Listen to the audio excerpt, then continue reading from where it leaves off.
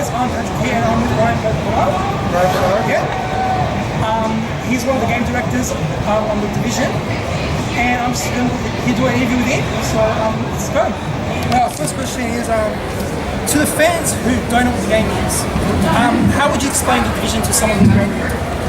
That's a great question. I think the division is very hard to kind of lump into a genre, but I would say it is the easiest way for someone who's brand new is that it's an online focus game that's third person, that is a Tom Clancy game, so you can be ready to play with all of the classic Clancy components like squad-based combat, tactical use of covers, and also having a high-tech level in this scenario where you're sent to New York that's been hit by a deadly virus, and you are kind of the last resort before things fall apart. Okay. Alright, so I got a Twitter question here for Broken Statue. Broken Statue? Yes. Will you be able to buy, sell and trade NPCs, or is it only available in social zones? Yeah, actually, you will definitely be able to buy, sell, and trade with NPCs in certain areas. Social zones included in that. Okay, cool. Same guy actually asked the same question. Another question. Are we able to talk to civilians and get missions from them, either by making choices and stuff like that? Yeah. Well, we really try to stress with, you saw the demo inside, the game is very, very much about choice and having individual missions, but of course we also want you to have these connections to the people that you're kind of saving in this situation in New York. So there will be instances where you do have missions, if you will, from NPCs or civilians. Okay, cool. So what actually inspired you guys to make the division? Like, was there something that you saw and you got inspiration from that? How did you guys come up with the idea for it? It's a couple years back now, I think 2.5, where we really had the kind of the mandate to kind of mesh Clancy and like an online RPG game. Okay.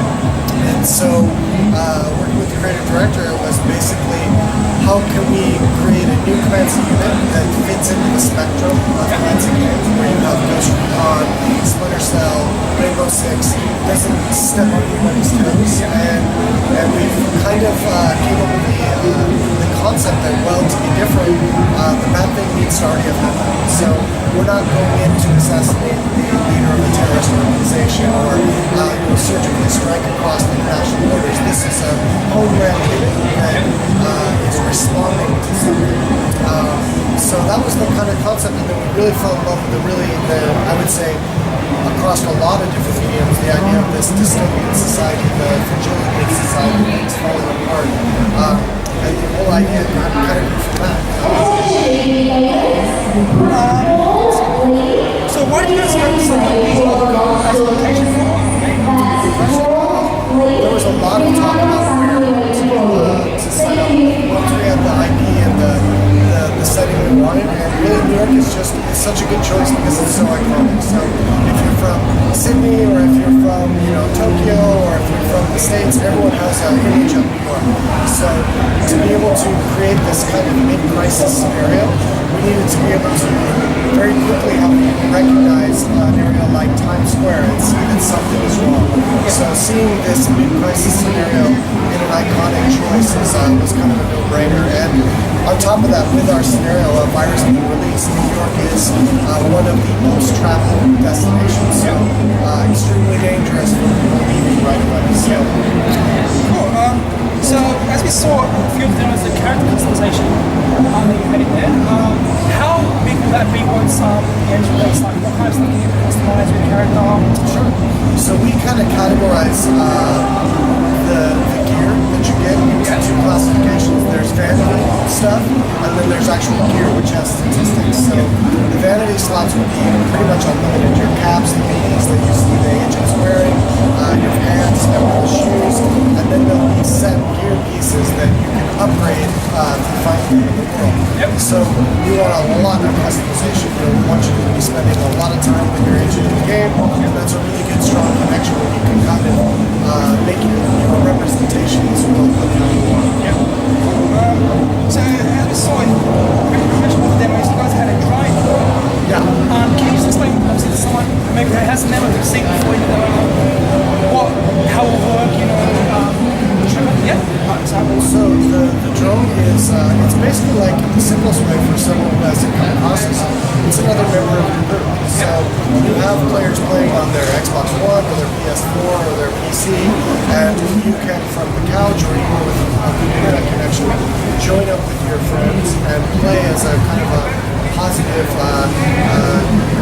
buff for your squad. So you can mark targets, you can find sometimes loot caches, you can drive enemies out of cover. It's just always a kind of a positive element to that. Okay, cool. So for those who also haven't seen the demo yet, they should be showing today. And also, I think Gamescom as well. Yes. Are you able to really display like, you know, maybe setting of that if you can?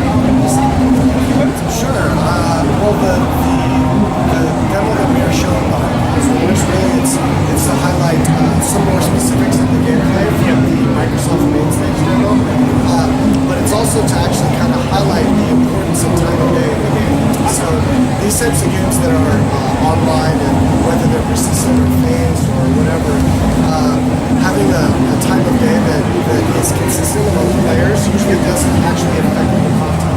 So the big first thing is we want to show the same area, Madison Square Garden, at night, and take you through a mission, kind of a sneak peek at a few agents building a drone like you saw, and completing a mission in that center in Madison Square Garden. So what would you say so far in the development, what are you most proud of with the division? And what's the most important for you for the players? Sure. I would say two good questions. For me, the thing I'm really happiest with is how we're handling player versus player. So Dark Souls, really taking the PvP to the core experience of our players and really trying to push and reward people for really experiencing that content. And then I would say the thing that I'm making sure that we really focus on for our players is having enough things to do when you've taken back home. So when you're maximum level, what do I do? What draws me back into the game? What can I play endlessly theoretically? Well, one question I've heard from a lot of Australian fans is servers. Are you guys going to be probably having dedicated Australian servers and sort of like on Destiny with their launch? Like, do you guys have any plans for that? Yeah, I mean, it's a great question for Australia. I'm experiencing your pain down here with the internet. But the logistics of how we're doing our mobile services, we'll come out with that later. Fair enough, Doris. So, as we before said, how many people can play at a time in a like, as in like in a squad, sorry. How many people can play in a squad? Okay, so a squad is 4 players, 4 agents plus the drone. Yeah. So 4-point drone. And then we don't really have a limit yet on social areas. So that'll come closer to 1. And as we saw at the straight from the first ecosystem, can you just explain more about that and how that will work? Sure. So Echo is our answer to so we don't really want to take the controller out of your hand at any time. So there are areas in the world where you can pick up digital residue, basically. So closer to the camera. I mean, basically in this day and age, we're always on camera. Yeah. So in certain areas of the game, you can actually set these echo scenes. We're going to launch this echo scene where it's reconstructed from the data we have. And they can be tied to a mission, like the missing persons mission in the demo. They can have, they can show you where loot potentially is that you might not have seen, or access to areas that you didn't see without the echo scene. So it's an opt-in cutscene that's frozen in time. And as we saw recently, you were showing off a new faction against the agents. Can you maybe talk more about them? Just the cleaners, yes. Yeah, sure. So the cleaners were our first faction introduction this year. They are actually a unique enemy type in the game in that they roam. They're drawn to these areas of higher virus level. They want to basically obliterate anything in the city that has anything to do with the virus. So dead bodies, civilians, other enemy factions, division agents, and they are what we call elite or content in the game. So You don't have to engage them. They're definitely benign, but if you get too close, or if you want to try to take them on for the potential reward, you can. Okay. So when it comes to New York, obviously, it's a big area, obviously. How do you guys plan on for the agents to travel? Is it fast travel? Obviously, I know that there's going to be no driving cars. I think so how would that work exactly if they agents want to travel around the entire New York? Like, if they It's a good question, but it's another one that we're not going into specifics on. But No yes, problem. it could potentially be a reward for progression. Okay, so for the division, we noticed the skill tree system. Yeah. Can you also just go into some more detail about that? Like, you know, where you had like the secret lines and that kind of stuff? Sure.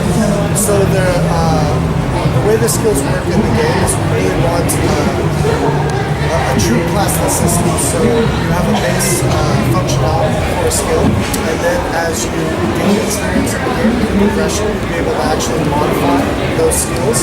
And some of them do, there's actually layers of small, medium, and large modifications, and they do things like change the damage time, change the rate of fire from the turret, for instance, up to a large modification, which might change the turret to flame damage, like you see in the flight demo, or make it stick to a wall. Really change up the whole functionality. So that way you can adapt on the fly to either an enemy or a kind of combat scenario, or if both of us are playing with similar loadouts and skills, it can be a little different by modifying ourselves. So Can you hit me with one more? And then pick your winner. Yeah. pick my winner? Okay. Because I have to bail, yeah. Okay, so when can we expect this game to release and what platforms, I guess? Alright, that's great. So we're going to be out in 2015. I know everybody's waiting. Trust me, we're bringing it. But we're going to be out on Xbox One, PS4, and PC. Awesome. Where can they find you on social media if they wanted to follow you?